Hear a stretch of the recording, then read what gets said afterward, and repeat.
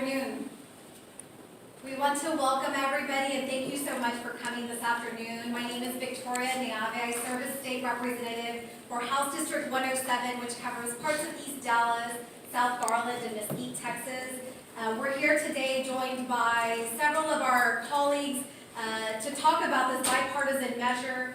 We're here joined by State Representative Donna Howard of Austin, State Representative Ina Minjares of San Antonio, State Representative Angie Chen Button of Dallas, State Representative Jeannie Morrison, State Representative Rafael Anchia, State Representative Morgan Meyer, and State Representative Jessica Gonzalez. And we're going to hear first from Lavinia Masters, and we're also happy to welcome our State Representative from Dallas as well.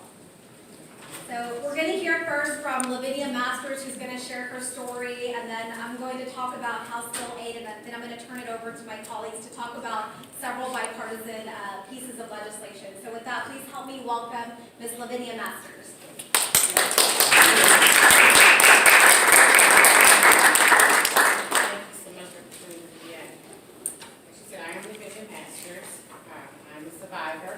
Sexual assault, and I'm going to start by telling you a short story. I'm sure you all remember the story of the baby Jessica LaClure Morales that fell down a well in her aunt's backyard in Midland, Texas on October 14, 1987.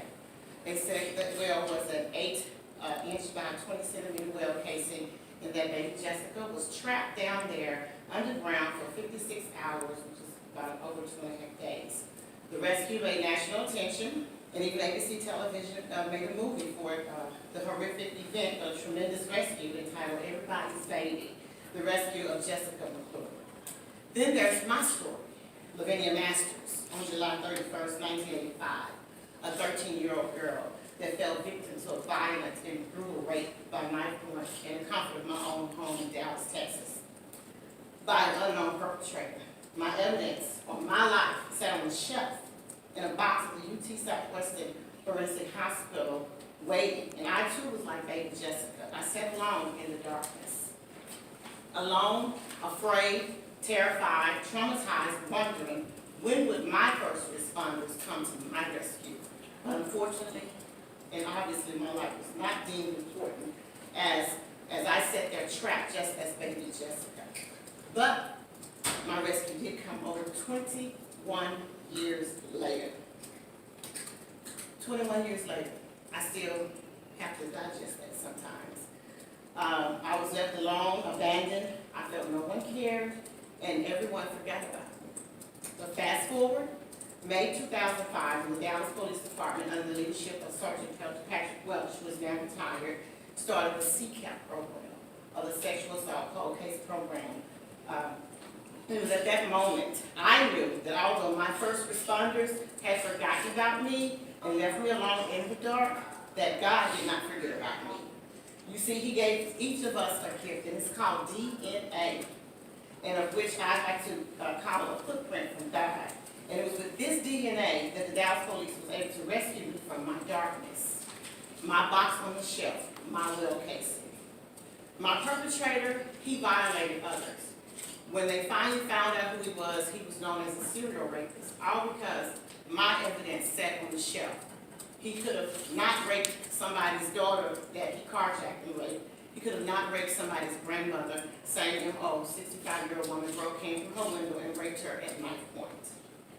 I missed 2 statute of limitations I learned once my case was solved. I think the first one was like 5 years and 10 years from my 18th birthday. All because my kids sat on that shelf for over 21 years. When they identified my rapist, he was not known as a sex offender. And I was like, no sir, that will not happen as long as I'm alive.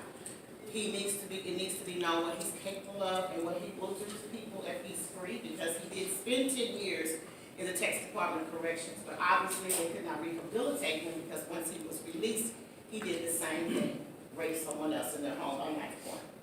And I feel a lot of this could have been avoided had not my kids sat on that shelf. This is why I fight for victims, so they will no longer have to sit trapped in darkness, wondering will someone come to their rescue. Although I have gained national and international attention, I've spoken before Congress, magistrates, universities, magazines, and so much more, there still seems to be issues with these unaccounted for lives trapped in these casings on shelves. I was born and bred in Texas, and it's a great state, and I know that we are known for doing big things here. Today is that day that we say no more victims to remain underground, trapped, alone, and traumatized. They deserve to be free. They deserve to be accounted for. They deserve to see the light of day. And laws such as this one give every victim that opportunity by getting these rape kit laws off the shelf and giving someone their life back. Thank you.